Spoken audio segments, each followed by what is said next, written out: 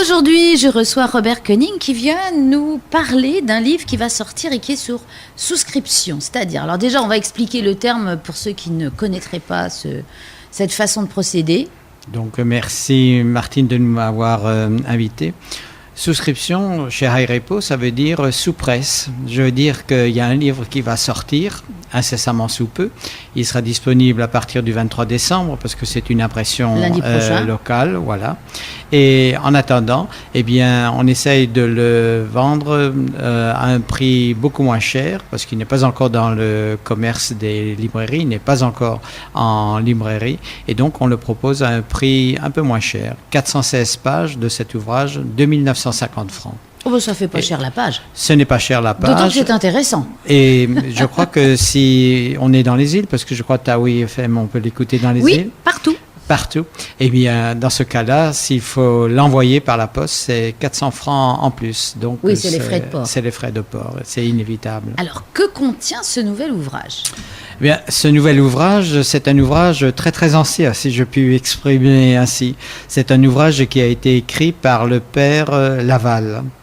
Et il a écrit à Riquitea, puisqu'il était au Gambier à ce moment-là, vers 1868. On ne connaît pas exactement la date, mais on sait que c'est à ce moment-là qu'il a écrit une préface qui est restée inédite jusqu'à notre édition. Ah, vous l'avez retrouvée ? Elle était quelque part dans les limbes ? Tout à fait. Comment ça se passe ? Dans les limbes, disons, de la société de Picpus, des Sacré-Cœur de Jésus et de Marie, puisque le Père Laval faisait partie de cette honorable congrégation. Et c'est grâce à l'archiviste, le Père Marc, que nous avons pu mettre là-dedans ce qui n'avait pas paru lorsque le livre a été publié pour la première fois à titre posthume en 1938. Donc le livre a déjà paru en 1938, un tout petit tirage. Et alors sous le nom, je vois, parce que c'était Mangareva, l'histoire ancienne d'un peuple océanien. Oui, c'est vous avez retoqué le titre là. Oui, nous l'avons retoqué exactement comme le Père Laval l'avait voulu. Lui, il a écrit, et puis on a le texte, il avait écrit Ère païenne. Oui, carrément. Carrément, parce que au fond, les deux grands écrits du Père Laval ont été publiés un peu séparément. La Société des Océanistes à Paris avait publié en 1968, une ère, Mangareva, ère chrétienne, mais nous, maintenant, en décembre 2013, eh bien, on édite l'ère païenne, c'est-à-dire le livre juste avant. C'est-à-dire avant le contact, avant l'arrivée des premiers Européens et bien sûr avant l'arrivée de Laval et de ses amis, donc, le Père Carré. Il a écrit avec des témoignages alors, puisque... Oui, c'est ce que dit le Père Aurélie, un autre père, c'est que au fond, ce qui est émouvant dans ce texte-là, c'est que le texte a été écrit à partir des écrits eux-mêmes des Mangaréviens et des prêtres qui existaient encore à cette époque-là. Le Père Laval, comme beaucoup d'autres missionnaires, avait enseigné très vite aux gens à lire et à écrire. Et le Père Laval dit bien qu'il a traduit en langue française les notes, c'est-à-dire toutes les notes généalogiques qui existent là, toute l'histoire des rois, des chefs, l'histoire des combats, l'histoire des voyages en pirogue, par exemple. Et sur la couverture, tu vois par exemple qu'on n'a pas mis une pirogue, mais tu reconnais peut-être... et ça fait un peu radeau de la Méduse, moi, quand je vois ça. Eh bien, c'est un radeau de la Méduse, c'est-à-dire c'est un radeau mangarévien tel que l'a vu Beechey, un des premiers navigateurs anglais à séjourner aux îles Gambier. Et il avait été frappé par la taille de ces radeaux qui pouvaient transporter jusqu'à 160 personnes. C'est fou quand même. Ah, c'est fou. Mais nous avons une explication archéologique là-dessus dont je peux te faire part, mais c'est un hors-sujet monumental. Moi j'adore. Tu adores. C'est que, semble-t-il, à l'époque, eh bien, il n'y avait plus ces bois nobles dont on faisait les pirogues. Et donc, le tamonou, par exemple, ou bien il n'y avait pas assez d'arbres à pain à cette époque-là. Et donc, pour naviguer, pour se déplacer, eh bien, les gens de Mangareva construisaient de très grands radeaux, ce qui est une technique très très ancienne. Oui, qui finalement épouse un peu la forme des vagues. Mais enfin, il ne faut pas qu'il y ait une grosse tempête quand même. Il ne faut pas qu'il y ait de tempête. Remarque, pour aucun navire, il est préférable qu'il n'y ait pas de tempête. Et c'est un peu plat quand même. Hein. Et dans le récit, quand même, le père Laval recueille les témoignages de grands voyages au Tuamotu et aux Marquises. Et alors, tu disais qu'il y avait certains chapitres qui t'avaient particulièrement intéressé, ne serait-ce que l'histoire de la parité des femmes ?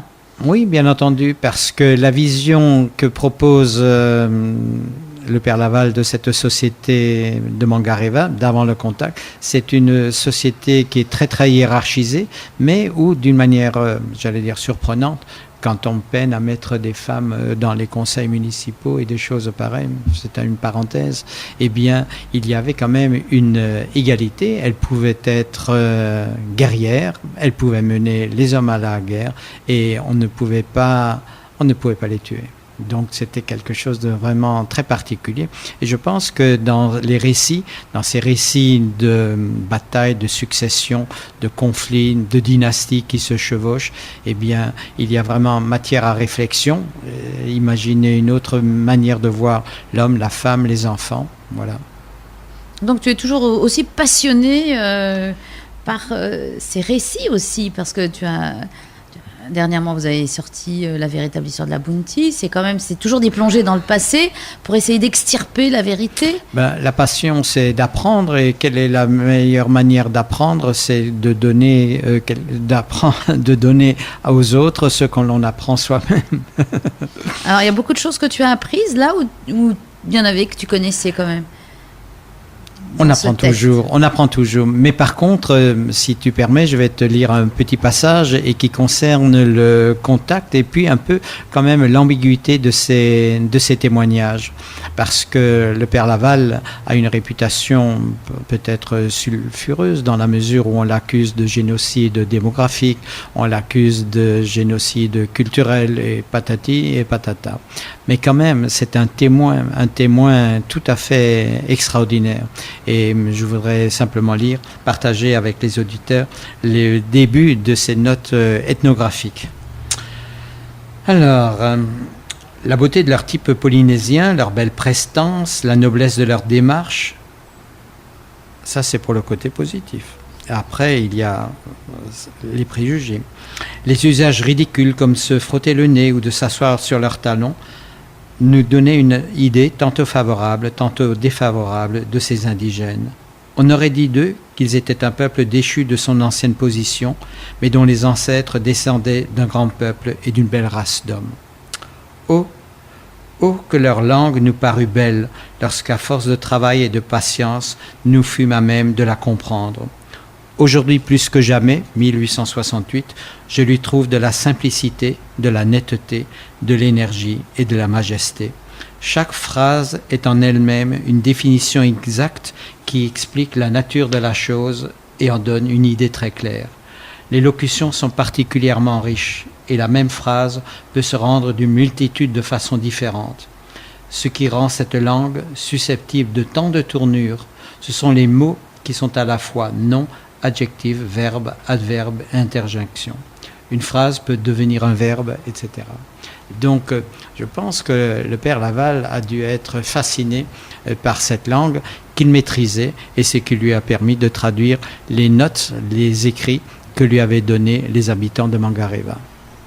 Écoute, ça donne vraiment envie de se plonger dans ce livre. Alors, donc cette souscription, elle est possible. On peut la faire jusqu'au 21 décembre. Date de la poste, mais faisant foi, bien entendu. Il suffit d'envoyer peut-être la feuille de souscription qu'on trouve dans toutes les bonnes librairies, bien entendu, ou bien simplement d'envoyer un chèque de 1950 francs si les gens viennent au Grand Hôtel chercher le livre. Alors, le Grand Hôtel, pour les ignorantes comme moi, en fait, je connaissais l'endroit, mais tu vas redire où ça se trouve, parce que je ne connaissais pas l'appellation. Eh bien, le Grand Hôtel est en face de l'ancien hôpital colonial, l'ancien hôpital de Miami, qui est devenu l'hôtel des impôts à l'heure actuelle. Et ça soigne. Et c'est le grand immeuble qui se trouve en face, et nous trouvons au premier étage, première porte. Voilà, on l'appelle toujours le Grand Hôtel, mais il n'y a plus de chambres. Non, mais c'est le Grand Hôtel, c'est l'appellation ancienne. On peut aussi dire l'immeuble Faugerat, et ça rend hommage à cette grande famille. Donc là, vous avez fait une permanence, hein, c'est soit le 23, soit le 27, de 11h à 13h, et l'on peut revenir retirer son livre.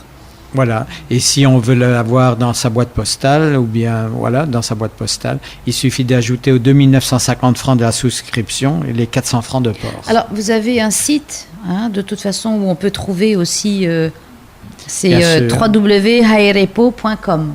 Absolument, tout hein, en donc minuscule. là, il y a la souscription qui est là, il suffit de cliquer. Tout y est. Ou un numéro de téléphone peut-être ? Le 77 23 46, il faut absolument téléphoner. Je peux réexpliquer ce que les gens n'auraient peut-être pas compris à Taoui FM, ce qui m'étonnerait beaucoup. Oh, mais on n'a que des auditeurs très très intelligents, puis on explique très très bien, on est les meilleurs. Eh bien écoute, merci Robert, et franchement là j'ai hâte qu'il sorte ce livre. Je sens que je vais me régaler encore une fois. Eh bien on peut se revoir en janvier. Pas de souci, l'année prochaine. Bonne fête à Taoui Allez, FM. bonne fête en tout cas, merci.